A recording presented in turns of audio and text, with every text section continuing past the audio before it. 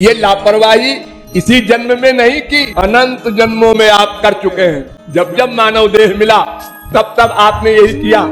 अभी क्या है 40 साल के हैं, अभी क्या है 60 वर्ष के हैं, यही करते करते एक दिन आप संसार से चले गए। अब जाने के बाद केवल पश्चाताप, दुख भोगेंगे 84 लाख का और सोचेंगे मैंने मानव देह को खो दिया, बिगाड़ दिया। आप लोग क्या करते हैं, आपके बच्चे पैदा होते हैं, नाती पोते पैदा होते हैं, आप उनको गोद में लेकर विभोर हो रहे हैं। उसकी मूर्खता की बातों पर बड़ा शैतान हो गया है।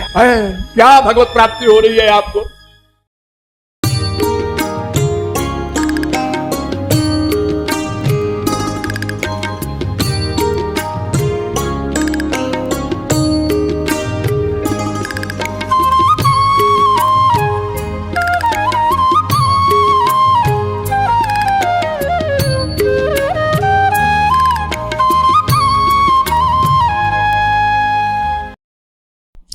जो भी संसार में आता है उसको जाना पड़ता है, वो चाहे मायाबद्ध हो, चाहे मायातीत महापुरुष हो और चाहे मायाधीश भगवान हो। भगवान भी यहां अनंत बार आए और फिर अपने लोक को गए। वो ठीक है, कोई बंधा हुआ जाए, कोई खुला हुआ जाए।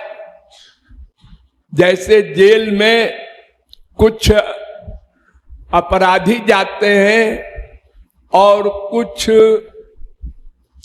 सरकारी कर्मचारी, पुलिस, मजिस्ट्रेट आज भी जाते हैं, वे अपराधी नहीं होते। और कभी कभी प्राइम मिनिस्टर वगैरह भी जाते हैं, राजा भी जाता है देखने आवश्यकता पड़ने पर। ऐसे ही इस संसार में मायाबद्ध जीव तो जाते ही हैं, वे अपराधी हैं, और माया मुक्त महापुरुष भी आते हैं। वो मायाबद्ध के कल्याण के लिए आते हैं, स्वेच्छा से आते हैं और स्वेच्छा से जाते हैं। और कभी कभी भगवान भी आते हैं। तो इस प्रकार जैसे इस संसार में सबको आना है और आने के बाद जाना है, उसी हिसाब से हम लोगों को भी सोचना है। और जाने के पहले जैसे हम संसार में कहीं प्रस्थान करते हैं तो पहले तैयारी करते हैं, कपड़ा वगैरह, खर्च वगैरह, पैसा वगैरह। आप लोग यहाँ आए होंगे तो कई दिन पहले से तैयारी किए होंगे। ऐसे ही इस संसार से जाने के पहले हमको तैयारी करना है, क्योंकि ये मानव देह बार बार हर एक को नहीं मिलेगा। इसमें ऐसी तैयारी तो हम कम से कम कर लें कि फिर मानव देह मिल जाए, ताकि जो कुछ कमी है साधना की वो हम आगे बढ़ा सकें और इसी क्रम से एक दिन भगवत प्राप्ति कर सकें। तो इसलिए तैयारी करने की बात सोचना है। संसार में किसी के मृत्यु के बाद हम लोग बोलते हैं राम नाम सत्य है। इस बोलने का अभिप्राय दो होना चाहिए। एक तो ये कि ये शरीर नश्वर है, एक दिन सबका छूटेगा, कोई भी हो विश्व में। और दूसरी बात ये सोचना है कि हम जल्दी से जल्दी कुछ कमा लें, बना लें, अपना भविष्य बना लें। जन्मांतर सहस्रैस्तु, हजारों लाखों करोड़ों जन्मों के बाद ये मानव देह मिला है। ये केवल भगवत प्राप्ति के लिए मिला है, हरि गुरु सेवा के लिए मिला है। हम इसको संसार में लगा रहे हैं, संसारी लोगों की सेवा कर रहे हैं तन से, मन से, धन से, तीनों को हम संसार में लगा रहे हैं और बड़ा कमाल सोच रहे हैं। और देखो मैंने इतनी पढ़ाई किया और फिर सर्विस करके 1 करोड़ कमाया और इतने मकान बना दिए और इतने बाल बच्चे और नाती पोते हो गए। अरे ये तो अनंत जन्म तुमने किया, कुत्ते बिल्ली गधे भी करते हैं। तुमने कौन सी नई बात की? जो करना चाहिए था वो तो तुमने किया नहीं। अगर तुम आधा भी भगवान के विषय में सोचते कि 50% शरीर के लिए काम करें और 50% भगवान के लिए, यानी आत्मा के लिए। शरीर और आत्मा 2 चीज है। तुम तो शरीर के लिए तुमने सब टाइम लगा दिया पूरी लाइफ का, और आत्मा के लिए थोड़ा समय दिया। सोचिए आप लोग 1 साल में कितने घंटे आप भगवान की भक्ति करते हैं, और क्यों? आत्मा की चिंता नहीं, शरीर की बड़ी चिंता। शरीर के विषय में आप तो 20-20, 22-22 घंटे लगा देते हैं और 1-2 घंटे भी नहीं दे पाते भगवान के विषय में, आत्मा के कल्याण के विषय में। ये बहुत बड़ी लापरवाही है।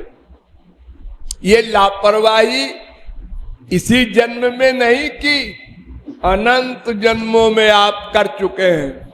जब जब मानव देह मिला तब तब आपने यही किया। अरे अभी क्या उम्र है, 20 साल के हैं, अभी क्या है 40 साल के हैं, अभी क्या है 60 वर्ष के हैं। यही करते करते एक दिन आप संसार से चले गए। अब जाने के बाद आप क्या करेंगे? केवल पश्चाताप, दुख भोगेंगे 84 लाख का, और सोचेंगे मैंने मानव देह को खो दिया, बिगाड़ दिया, न भगवान के निमित्त लगाया, न महापुरुष की सेवा में लगाया, संसारियों की सेवा किया। आप लोग क्या करते हैं? आपके बच्चे पैदा होते हैं, नाती पोते पैदा होते हैं, आप उनको गोद में लेकर विभोर हो रहे हैं। उसकी मूर्खता की बातों पर बड़ा शैतान हो गया है। क्या भगवत प्राप्ति हो रही है आपको? अब वो लड़का बड़ा होकर के कहता है आपने किया क्या हमारे लिए? अरे तुमको पाला पोसा पढ़ाया लिखाया, ये तो तुम्हारी ड्यूटी थी, तुमने क्या किया? पहले के जमाने में तो कुछ माँ बाप की केयर भी करते थे बच्चे। आज तो पाश्चात्य सभ्यता का अनुकरण हो रहा है। बच्चे सीधा सीधा जवाब दे देते हैं माँ बाप को, बैठे रहो 2 रोटी खाओ, गड़बड़ करोगे तो वो भी नहीं मिलेगी। तो ये संसार तो स्वार्थ का है, सब अपने अपने स्वार्थ में संलिप्त हैं। इसलिए सावधान होकर जल्दी से जल्दी ऐसी कमाई कर लो कि कम से कम मानव देह तो मिले। और ये भी मत सोचो जवान होंगे तब करेंगे। प्रहलाद ने कहा था कौमार आचरेत प्राज्ञो धर्मान भागवतानिह। कुमार अवस्था में ही साधना शुरू कर दो, जुआवस्था ना आवे तो, तुम पहले ही चले जाओ तो, और फिर अगर जुआवस्था आ गई तो जुवैव धर्मशीलस्यात्, जुआवस्था में ही कर लो, बुढ़ापे की मत सोचो। बुढ़ापे में साधना अधिक नहीं हो सकेगी। क्यों? शरीर बीमार हो जाता है, कमजोर हो जाता है, प्लस संसार में अटैचमेंट मजबूत हो जाता है, बाल बच्चों में, फिर अटैचमेंट से डिटैचमेंट करने में, वैराग्य लाने में बड़ा लेबर पड़ता है। इसलिए जब तुमको कोई संत मिल जाए, तत्व ज्ञान मिल जाए, समझ में आ जाए ये मानव देह संसारी विषय भोग के लिए नहीं है। अच्छा देखो संसार, अच्छा सूंघो संसार, अच्छा खाओ पियो संसार, सब संसार के विषय में आनंद का उपभोग करने का जो प्लान है तुम्हारा अनंत जन्मों का, इसके लिए मानव देह नहीं मिला। अरे तुमको जो आनंद रसगुल्ला में मिलता है वही आनंद गाय को हरी घास में मिलता है। आनंद में अंतर नहीं है। सबका संसारी विषय भोग का सुख बराबर सुख देता है। असली चीज तो आत्मा का परमात्मा संबंधी सुख है, जिसकी रिसर्च में अनंत जन्म बिगाड़ दिया आपने। इसलिए किसी की मृत्यु पर हमको तुरंत सावधान होना है। हम भी जा सकते हैं अगले क्षण में, कुछ कर लो। इसके बजाय हम और लापरवाह हो जाते हैं। हम नहीं मरेंगे, अरे अभी क्या मरना है, रोज देख रहे हो। युधिष्ठिर से एक यक्ष ने 60 सवाल किए। उसमें पहला इंपॉर्टेंट सवाल था किमाश्चर्यम, संसार में सबसे बड़ा आश्चर्य क्या है, ताज्जुब क्या है। तो युधिष्ठिर ने उत्तर दिया अहन्यानि भूतानि गच्छन्ति हिमालयम।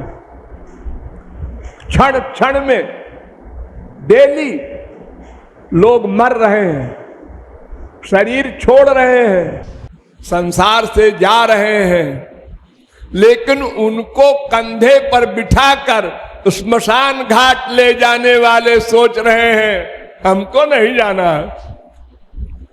वो प्लानिंग कर रहे हैं, अब ऐसा होगा, फिर ऐसा होगा, फिर ऐसा होगा, फिर ये करेंगे, फिर प्राइम मिनिस्टर बनेंगे। इससे बड़ा और कोई आश्चर्य नहीं। बेटा मर गया और बाप नहीं सोच रहा है कि हमको भी जाना है। यहां तक आश्चर्य है हमारे संसार में। वो समझना है हमको, प्लस प्रैक्टिकल साधना करना है। केवल समझने से काम नहीं चलेगा। समझ तो बहुत से लोग गए किसी गुरु के द्वारा, लेकिन प्रैक्टिकल नहीं, साधना नहीं करते, लापरवाही करते हैं। यहां तक कि यहां आप लोग आए हैं इसी काम के लिए, तो यहां भी लापरवाही कर रहे हैं। आपस में खड़े होकर बाहर बातें करते हैं।